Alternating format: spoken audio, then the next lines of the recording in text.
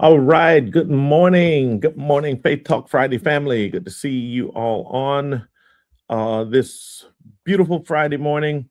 At least it is in South Carolina. Well, you know what? No matter where you are, it is beautiful, regardless of the weather. It's beautiful. Anytime we have the gift of life, it is a beautiful thing. So, listen, I am grateful to see you all on today. I'll give a few shout outs and we will jump into our discussion for today. But again, I just want to welcome you to another episode of Faith Talk Friday. Hope your morning is getting off to a great start. So let me give a few shout outs. Cheryl Wickens, good morning to you. I see you are on. Thanks for joining. Nakia McKenzie, good morning to you as well. Good to see you on. My sister Lisa Young, good morning again to you. Um, Tracy Nelson, good morning. Good morning to you. Sonia Levine, good morning. Glad to see you on. Patricia Carmack, good morning to you. Tanisha Robinson, good morning to you. Thank you for joining. Joanne Brown, good morning. Good morning. Good to see you on. Ruby Thrower, good morning to you as well. Thank you for joining. Sheila Boatwright, good morning to you. Hope all is well. My wife Raina is on. Good morning again to you. Stephanie Martin Cox, good morning. Good morning to you. Thank you for joining. Phaedra Carolina, good morning to you. Good to see you on. And my friend Chris Johnson, good morning to you, sir. Good to see you on. And I'll just say for all of those that are watching, maybe watching the replay, I greet you as well. And very good day or morning or whatever time you may be watching it. So we greet you as well. And I want to just thank you for this investment of your time. So listen, I do have a very special announcement, a very special announcement I'm going to be sharing at the end. So I hope you're able to stay on. So I'm going to be sharing a very special announcement that I'm super excited about. That I'll be sharing that at the very end before we before we let you go. So hang around to the end to hear this special announcement. So listen, we're going to get into our discussion for today. Today we're going to be sharing with you about taking inventory. Today's topic is take inventory. And I would even go so far as to say, having the faith to take inventory, because sometimes that can be, it can require courage and faith to really pause and take an accurate inventory. The scripture reference I want to use is in 2 Kings chapter 4 and verse 2. When Elijah came upon this lady whose husband had died, and her husband was identified in scripture as the servant of Elijah. And so Elisha, excuse me. And I want you to if you get a chance to check out just particularly those first 7 verses in 2 Kings chapter 4, and it gives you the full context. But he had died, and his creditors were on their way to the house to take the sons, and just it was a whole mess. And here's when she talked to Elijah. Here's what she said, or here's what Elijah said to her. He said, "What shall I do for thee?" Elisha said unto her, "What shall I do for thee? Tell me, what hast thou in the house?" In other words, what do you want me to do? And tell me, what do you have in the house? So the creditors are coming away to take her sons away in exchange for the debt that the father owed. And Elijah asked her, "What do you have in the house?" And so I'll begin this by saying it's easy to focus on what you don't have. Good morning, Byron Morton. Good to see you on, man. Hope all is well with you. It's easy. It's so easy to focus on what you don't have. And I know all of us have heard that. We perhaps have even shared that with other people.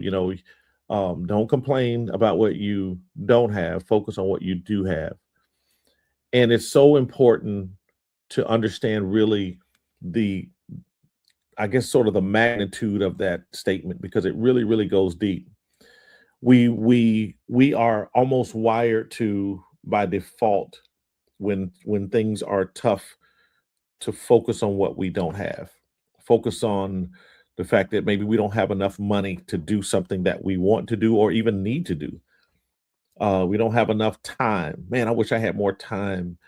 Um, Let me tell you something. You're not going to get more time. You gotta work with the time that you have. I wish I had more time. I don't have enough help, and we get frustrated when things are not well. We don't have enough help. We don't have enough opportunity. If I only had a chance, if I only had this opportunity, if I only had the opportunity that somebody else had. But my question I want to ask you is, what if the breakthrough that you are looking for, the breakthrough that you're praying for, what if it's not connected to what's missing? But what if the breakthrough that you're looking for is connected to what you overlooked? It could be connected to something that you already have, but that you've overlooked. And contextually, the widow in our scripture text that we read in Second Kings chapter 4, the widow, she had a legit crisis. She was in a genuine crisis. She was dealing with debt that was left as a result of her husband passing away. She was dealing with pressure, not knowing how things were going to work out, not really having solutions, back against the wall, dealing with pressure, dealing with fear. They're coming to take my sons. How is this going to work out? I'm afraid. She's dealing with uncertainty, dealing with all of these things. So she had real pressure. And when she came to the prophet, Elisha asked her, I think, an unexpected question. He asked her, what do you have in the house? So imagine her being in this state of panic. Imagine her being in this state like she doesn't know what's going on. She's about to lose everything. She's like, what do you mean? What do I have in my house? Did you hear what I said? He asked her, what does she have in her house? And it almost seems insensitive. And as I began to study this and look at it, I was like, wow, just looking at the reality of this situation and not just looking at it as an abstract story in the Bible, but that was a real situation, real pressure, real struggles, real stress, real issues that she was dealing with. Good morning, Tressa Fuller. Good to see you on. Donna Ross, good to see you on as well. God bless you. So she was dealing with real pressure. So it almost seemed insensitive for Elisha to ask her, what do you have in your house? When she is literally in a panic. She's literally coming to him as a last resort. I don't know what to do. I'm about to lose my sons. I'm about to lose it all. And he says, what do you have in your house? She needed a miracle. And he asked her about taking inventory of what's in her house. Some of us would not have maybe been so cooperative or polite had we gotten that type of response in that situation. She needed a miracle. And he says, okay, what do you have in your house? She needed provision. And he's asking her about resources. She needed provision. He's asking her about resources. Think about it. But I want to challenge us all and encourage us as well. Before God multiplied anything that this lady had, he first drew her attention to what she already possessed. I'll say that again. Before God multiplied anything, he first drew her attention to what she already possessed. And so let me give you the context of what happened here. I encourage you to read those first 7 verses because it talks about she obeyed. She did what the man said. He told her when she took inventory, she had one little small jar of oil, and he told her to go get vessels, go get as many vessels as she could, borrow as many vessels as she could, and then pour into fill all those vessels. And she did. She went and got all the vessels, and when her son had brought the last vessels or whatever, they closed the door. She poured oil into each of the vessels and filled every single vessel that was there. When she filled the last one, she asked the sons, give me another vessel. And they said that was it. And when she reached the last vessel, the oil stopped flowing. So God provided based on what she had. And he said to go and sell these bottles of oil and then pay off your debt. And the rest of it, you and your sons can live off of. So that provision supplied the immediate need and satisfied the immediate debt. Plus, it was a surplus. It was enough for them to live off of. Now I'll let you resonate on that, but let me go a little further. I'll say this. I'll say the statement that I made a moment ago. I'll say that again. Before God multiplied anything, He first drew her attention to what she already possessed. That is so important that I need us to really get that. And so here's a principle that we often overlook and that we often miss. Many people are waiting on God to send something new. We're waiting on God to send something new, something out of the ordinary. We're waiting on God to send something that we don't already have. And sometimes God is saying, He's asking, what have I already given you? We're waiting for something new and perhaps even asking for something new. But God is saying, what have I already given you? And that is a word for everyone that's listening to me today. God oftentimes begins miracles with existing resources. Please hear me. God often begins miracles with existing resources. He will take a little bit and make it much. He often, I'll say that again for those in the back, He often begins miracles with existing resources.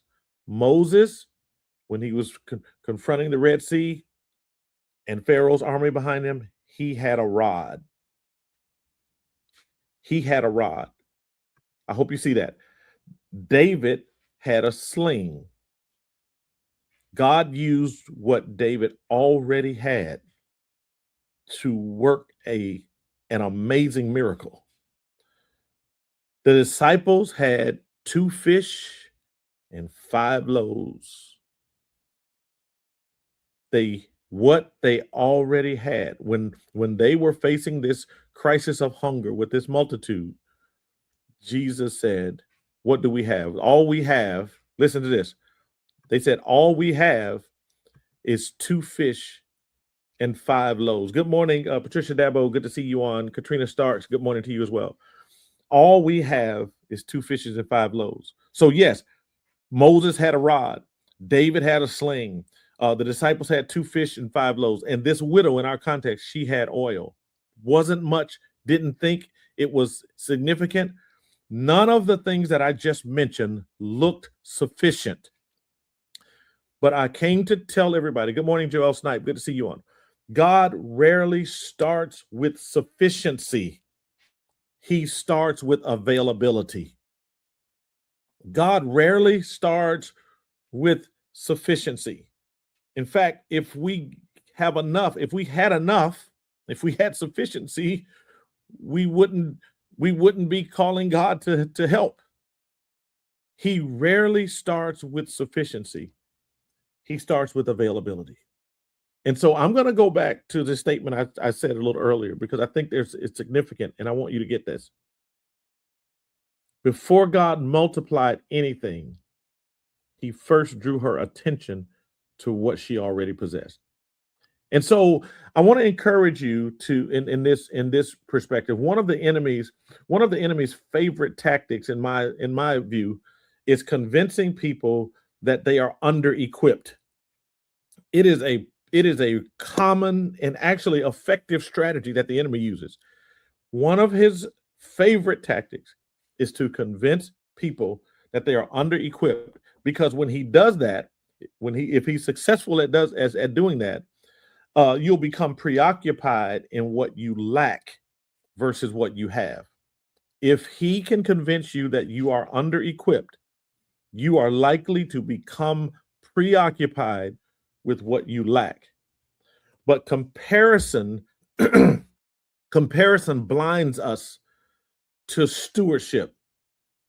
When we start comparing ourselves to other people or other circumstances or comparison in general, when we get caught in the cycle of comparison, it actually blinds us of stewardship. What is stewardship? It's how well we manage what we already have. Don't allow comparisons to blind you from stewardship, your responsibility for stewardship. If you're always looking at what someone else has, if you're always uh, looking and comparing to what somebody else have, you'll stop developing what God has placed in your own hands. I know I'm talking right this moment. Some of you under the sound of my voice have been dealing with this comparison to other people. You're looking at what other people are doing, and while you may be genuinely grateful for what God is doing in their lives, you are low key struggling internally with what I call the why not me syndrome, or the why me syndrome sometimes. Yes, this person is doing well, and I'm happy for them, but we start becoming depressed because what's happening for somebody else is not happening for us. Your journey is not their journey. Your assignment is not their assignment. God's purpose for your life is not the same as their purpose for your life. Listen, stay in your lane. Know your purpose. Work God's will in your life. Take inventory of what God has given you and work it. Whether you have little or whether you have much, work what you have. Work what God has given you and stop being distracted by what someone else has. That will keep you stuck. And when you are focused on what others have and you're comparing it to you, you fail to see what God has already given you. You may not have everything you want, but you probably have more than you fully realize. I'll say that again. You may not have everything you want, but you likely and probably have more than you fully realize. Imagine a contractor coming to do some work at your house. Imagine a contractor coming to do some work at your house, and he got this toolbox. He's got a bunch of tools in there, but there's maybe one or two things that he's missing that he doesn't have in his toolbox, and he spends the whole day complaining about the tool that he doesn't have. But he's got a toolbox full of other tools, dozens of tools that's sitting around that he can use, but he's complaining about what he doesn't have. I will tell you, you've got to learn to use what you have. I have been in situations where I needed a hammer to nail something down, or to knock something down, or to do what a hammer does. And if I didn't have a hammer at the spot, I got something else heavy. I got something else that I could hit whatever I was trying to hit with and put the right amount of force to it and still accomplish the same thing. Just because I didn't have a hammer doesn't mean the work stopped or I couldn't get the job done. And so don't approach life like that. Like, I'm so distracted by what I don't have that I fail to appreciate what I do have. There's some things, sometimes I've told my children, particularly my son, he'll deal with some situations and they're in life, and sometimes he'll have some adverse situations. And there have been times when I've told my son that, listen, you've got to figure it out. I haven't always given him the answer or given him the solution. Sometimes I've told him, you've got to figure it out. Look at what you have. Take inventory. You've got to figure it out. And we have to think about that. We can't obsess over the missing tools while ignoring the tools that's already available. In fact, let me just pull some of y'all in to this conversation, because there's I want you just to do a quick inventory, because I'm sure some of y'all already done this, but just indulge me for a moment. Do a quick inventory. Look at your life, and let's take a look at one thing that God has already placed in your life that you may be underutilizing, that you may not be appreciating or utilizing or even recognizing the way you should. And so I want you to just take a moment. It may be a gift that God is giving you. It may be a relationship. It may be a skill. It may be an opportunity. It may even be a lesson from the past. But I want you, everybody that's watching live, I want you to take a moment. If you would, just type one word. Here I go again. Just type one word in the chat that represents something that God has already placed in your life. So take a moment and just type one word in the chat that represents something God has already placed in your hands. It could be faith, could be wisdom, experience, could be leadership, creativity. I see art. Somebody put art in. Patricia Dabo put art in. Yes, good. Just one word. Just one word. And the reason here's why this is important. This is important because gratitude often begins with inventory. Gratitude often begins with taking inventory. When we pause and take inventory, we begin to recognize things that we perhaps overlooked. So I see art, I see experience, faith, faithfulness. Yes, good. Anyone else? Just one word in the chat. And again, gratitude often begins with taking inventory, relationship building. Yes, that's good. That's good. So listen, here's a challenge. I want to just give everyone a challenge today as we try to bring this on. And I do ask you to stay to the end because I have a special announcement I want to be making here at the end in just a few moments. Resilience. I see resilience. That's good. So listen, I want you to do this. I want to challenge you to do this, to stop waiting for perfect conditions. Stop waiting for perfect conditions. I don't know. There's so many examples. There's so many personal examples that I could give you of even just conversations I've had with myself. I say, you know what, I'm going to start. I'm going to start. Let's see, I got this going on. I got this going on. So I'm going to change, some things up, and I'll start calculating and thinking in my head. And I say, okay, well, we're going on vacation here, or we're going to be doing this time, or we're having this. So this is not the best time. So, and I will tell you this. My 57 years on this earth, it is never a perfect time. You have to decide and commit. Decide, commit. Decide and commit. So, there's a saying that says there's no time like the present. Listen, stop waiting for perfect conditions. Please hear me. I want to challenge us all to stop waiting for perfect conditions. The next challenge here is stop waiting until you feel fully prepared. Stop waiting until you feel fully prepared. That time may never come. That time may never come. Stop waiting until you feel fully prepared. And then the final challenge is stop waiting until everything makes sense. Yes, stop waiting until everything makes sense. It may not always fully make sense, especially if you're factoring God in this equation, especially for us faith walkers. Things don't always and won't always make complete sense. Stop waiting until everything makes sense. You may be waiting for a long time. Many of our breakthroughs begin when people start using what they already have. The widow's miracle wasn't hidden in another house. It existed in her own house. The miracle wasn't hidden in another house. It was hidden in her own house. Perhaps there's some of you that are searching everywhere else except the place where God has already deposited the seed. Searching everywhere else and overlooking the very place that God has already made a deposit, that God has already made an investment, that God has already planted the seed of provision. Don't fail to take inventory.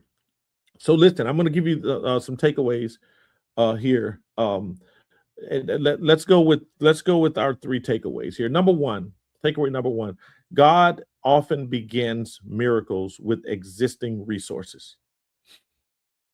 He often begins miracles with existing resources.